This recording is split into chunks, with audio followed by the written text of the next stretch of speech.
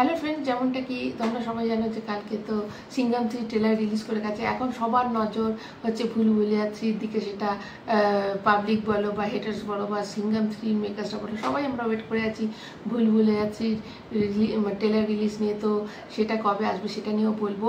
তো তার আগে আমার চ্যানেলটা অবশ্যই সাবস্ক্রাইব করে নেবে আর একটা লাইক দেবে। তো যেটা হচ্ছে প্রথমেই হচ্ছে এই দুটো সিনেমার মধ্যে যে ক্লাসটা লেগেছে, এরম ধরনের ক্লাস কিন্তু সচরাচর মানে এরকম দেখা যায় না। এর আগে একটা হয়েছিল সালার আর ডাঙ্কি নিয়ে, তো সেটাও কিন্তু রিলিজ হয়েছিল একদিন আগে পরে।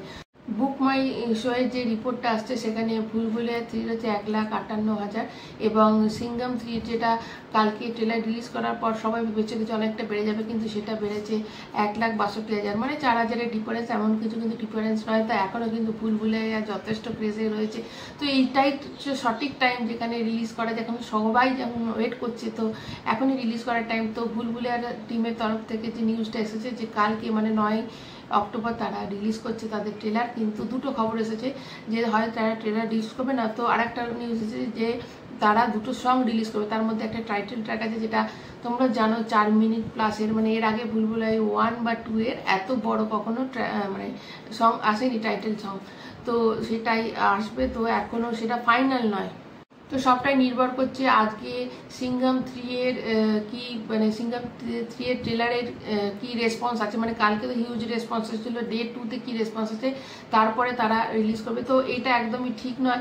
এটা দেখো যে একটা ভুলভুলিয়া 3 এটা হচ্ছে আনিস বাজমির সিনেমা, তো ওনার প্রোডাক্টের উপর ওনার যথেষ্ট কনফিডেন্ট আছে এবং আমাদেরও আছে। তো কেন এটা লেট করাটা একদমই উচিত নয়। তো কালকে এটা রিলিজ করে দেওয়া উচিত, কেননা মাঝে আর কয়েকটা দিন আছে। 1 নভেম্বর দুটো সিনেমা রিলিজ করছে। এটাও আমার একটু খারাপ লাগছে যে রোহিত শেট্টি তো তার সিনেমা মনে হয় না ডেট চেঞ্জ করবে। যদি ভুলভুলিয়া করে, কিন্তু এদেরও তো কোনো চান্স নেই যে করার।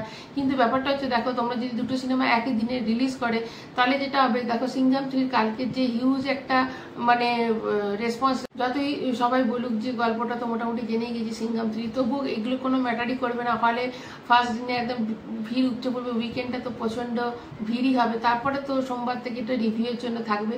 তো ফার্স্ট ডেতে এবার ধরো যদি সিঙ্গেল রিলিজ করে সিঙ্ঘম, তাহলে এটা 50 crore নেট কালেকশন হয়ে যাবে। কিন্তু যদি ভুলভুলিয়া কিন্তু একটা যথেষ্ট জবরদস্ত সিনেমা, দুটো সিনেমা যদি একই দিনে রিলিজ করে তাহলে কিন্তু ওদের নেট কালেকশন 30-32-এর বেশি উঠবে না। তো এইটা কিন্তু বোঝা উচিত মেকার্সদের, এবং রোহিত শেট্টির উচিত এটা একদিন পেছিয়ে যাওয়ার বা একদিন এগিয়ে দেওয়া, যাই হোক যাই করুক। তো এটা একটা ব্যাপার। তো কালকে এবার যদি কালকে রিলিজ করে তাহলে আজকে অবশ্যই অফিসিয়ালি একটা আপডেট আসবে ভুলভুলিয়ার তরফ থেকে।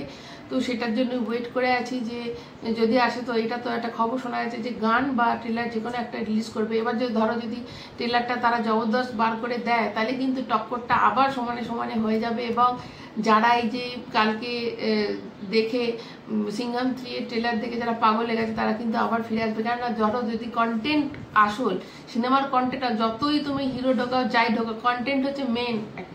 সিনেমার হচ্ছে মেন হচ্ছে কন্টেন্ট।